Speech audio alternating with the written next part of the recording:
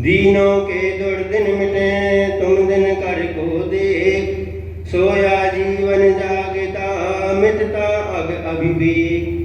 शरण चरण है आपके तारण तरण जहाज, भवदद तट तक ले चले कर्म भवदद तट तक ले चलो करुणा कर जिन राज, करुणा कर जिन राज, करुणा कर जिन राज।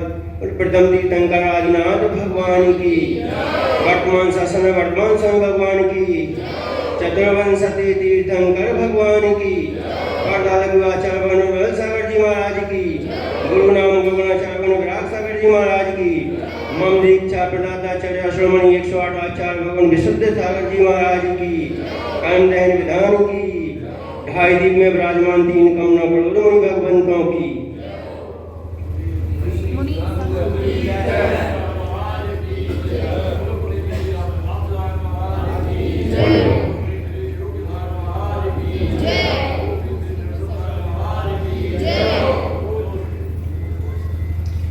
यहाँ पर चर्चा चल रही थी व्रतों की कि व्रत पालन करने से कौन जीव, पंडित जी कहाँ गए, स्वर्ग को पधारे, और कौन जीव अव्रत के प्रभाव से अधोगति की ओर पधारे। ये जब हो सकता है जब हम अपने कर्मों का दहन कर दें, यानी कर्मों को जला दें। नाम प्रकृति कर्म का उदय होने से उस नाम प्रकृति नाम कर्म को हम दहन कर दें। जो हम आयु बंद कर आए हैं उस आयु के बंधन को बंद कर दें। लेकिन जब यह कब होगा तो कुछ हमें छोड़ना होगा, त्यागना होगा। वो अगर छोड़े, कुछ पाने के लिए पंडित जी, शुभम पंडित जी, क्या करना पड़ता है?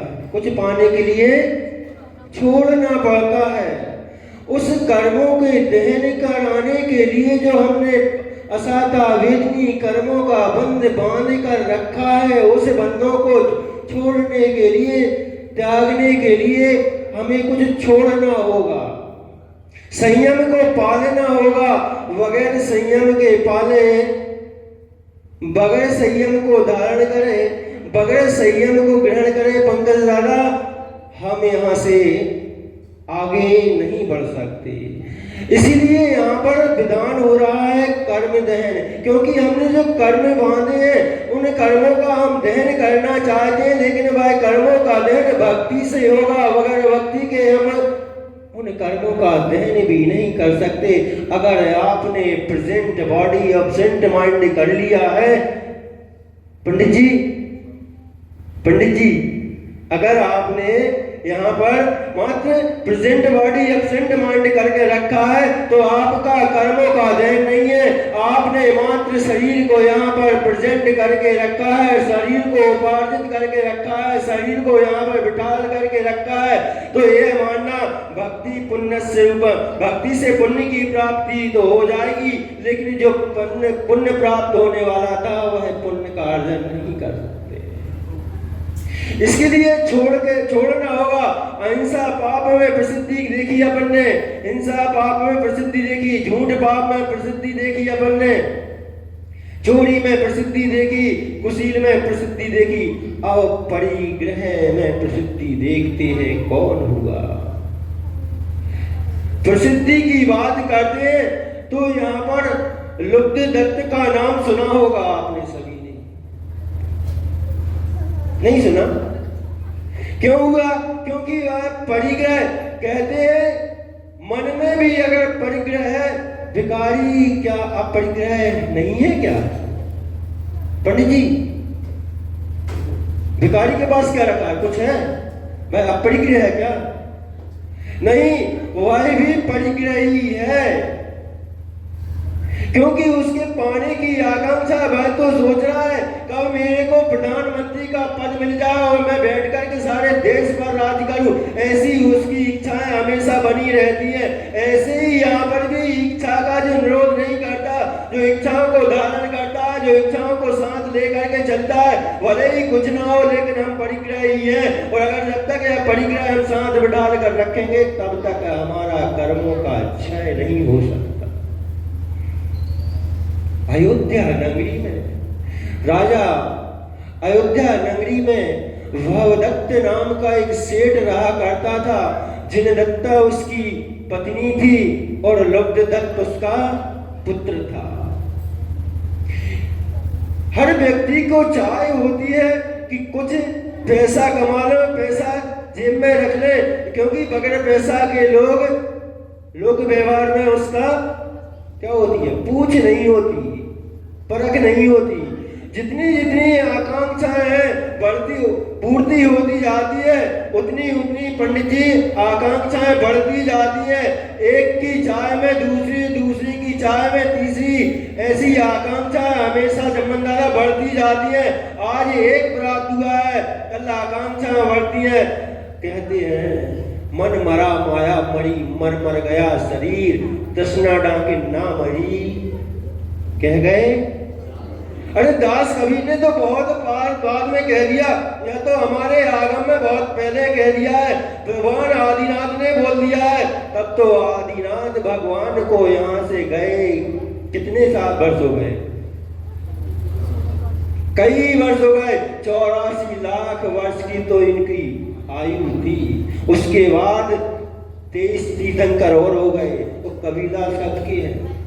यह तो सब क्या है, प्रचलन में चल जाता है। नाम तो नकल हो जाया करती है, आगम को नहीं बोलते लोग, आगम का भूल जाया करते हैं और जो प्रचलन में चल जाता है उसी का नाम ले लिया करते हैं। पंडित जी, सोहन पंडित जी सही है गलत है? बता दे जाना, आप पंडित लोग हैं, हम तो छोटे। ऐसे ही भाई लब्धदत्त भी सेठ का पुत्र होने के बाद भी उसने सोचा कि चलो विदेश जाते हैं, व्यापार करने के लिए जाते हैं। वह व्यापार के लिए जाता है, बहुत सारा धन कमाता है। धन कमाने के बाद वह एक दिन अपने स्वदेश लौट करके आ रहा था।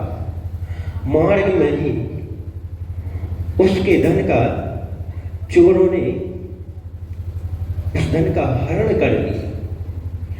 अब जब चोरों ने हरण कर लिया, वह कंगाल हो गया, उसके पास कुछ नहीं बचा। वह भटकते भटकते मार्ग में आ रहा था। अब खाने को कुछ था नहीं।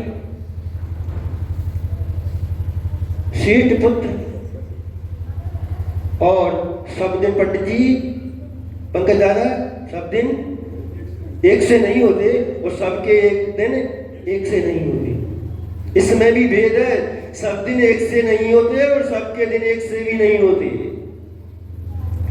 वह भिखारी की तरह, दर्जी की तरह सेठ पुत्र बहुत पैसा कमाने के बाद भी जब उसका धन चोरों ने हरण कर लिया, वह एक गली से निकलते हुए आ रहा था, एक गांव में से निकलते हुए आ रहा था। एक गली में उसने एक ग्वालन को मट्ठा निकालते हुए देखा, यानी मक्खन को निकालते हुए देखा। उसे भूख तो लगी थी, उसने मांग लिया, मट्ठा ही मांग लिया। उस ग्वालन ने मट्ठा दे दिया। मट्ठा पीने के बाद कहती है मूछ और पूंछ, मूछ लगी होती है तो वह आगे नहीं बढ़ने देती, लेकिन पूंछ जब लग जाती है तो समझ में आ जाती है। मूछ जब तक लगी रही तब तक समझ में नहीं आई, वो पूंछ जैसे लग गई समझ में आ गई, भगवान महावीर बन गए।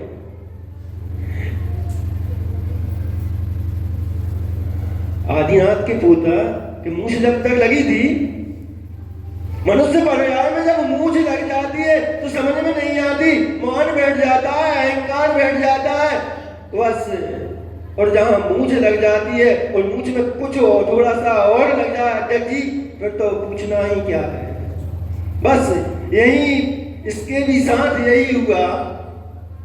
मूछ में मक्खन पीते समय क्या लग गया, मट्ठा पीते समय क्या लग गया, मक्खन लग गया।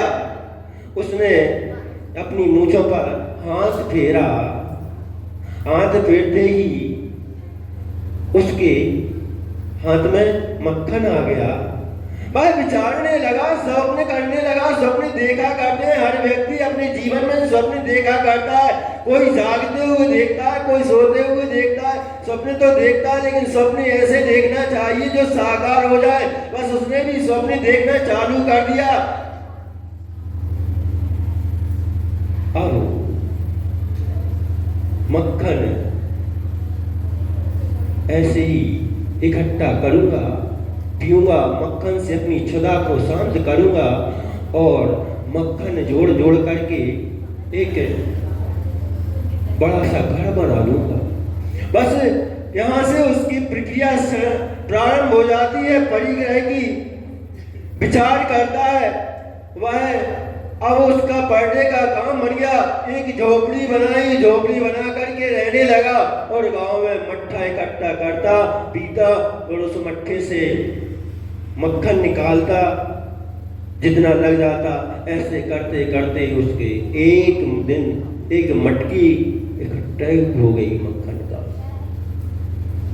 एक दिन वह बड़ा बड़ा सोचता है कि चलो, व्यक्ति क्या करता है, कल्पना में ही चक्रवर्ती तक बन जाता है। ऐसे ही वह भी कल्पना करता रहता है। कल्पना कर रहा था कि यह मक्खन इकट्ठा हो गया, इस मक्खन को मैं बेचूंगा और बेच करके बहुत सारा पैसा आ जाएगा।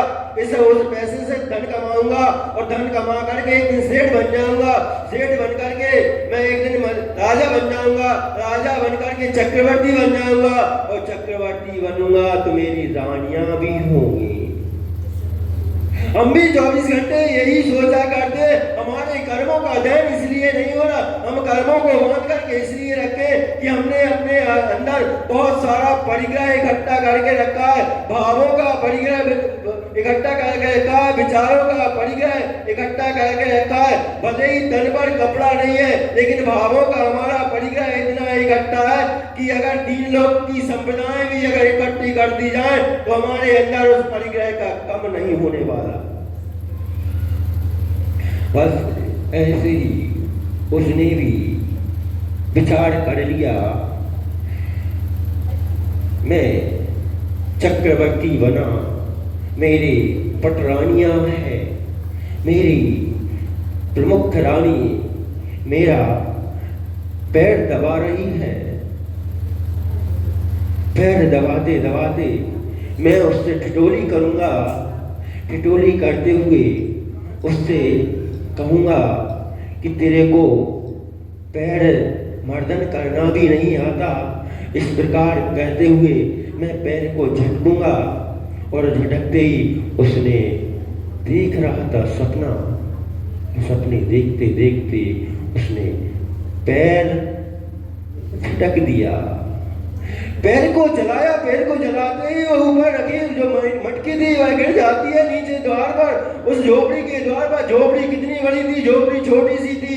उसके द्वार पर वहीं पर आगी जल रही थी। आगी जलते ही उसने जैसे ही पैर झटका, पैर झटकने से वह मटकी का मक्खन गिर जाता है और भाई घी जैसे पावक में मानो घी डाला, जैसे पावक में मानो घी डाला, ऐसे ही उसने पावक में घी डाल दिया। वह तो सोच रहा था, विचार कुछ रहा था, लेकिन वह घी उसमें डल जाता। घी के पड़ते ही वह अग्नि प्रज्वलित हो जाती है और धू धू करके वह जलने लगती है। अब मुख्य गेट पर ही जब उसके एक तो बेचारे का गेट ही था, छोटी सी कोठी थी, घास फूस की बनी हुई थी, उसमें भी आग लग गई। आग लगते ही वह जलने लगी। जलते ही उसकी नींद खुली। नींद खुलते ही वह देखा उसने, अब निकलूं कहाँ। वह निकल नहीं पाया, वह निकल नहीं पाया और उसी में जल करके रोते परिणाम से मर करके उसने क्या किया, खुशी से थोड़ी मरा। वह तो उसने ना संन्यास ग्रहण किया, वह बेचारा बेचारा अपने कर्मों को बांटते हुए, अपने मन में द्वेष भाव रखते हुए, और वह मर गया। मर करके वह अधोगति की ओर चला गया, क्योंकि जो संक्लेश भाव से मरण करता है उसका निश्चित अधोगति की ओर गमन होता है।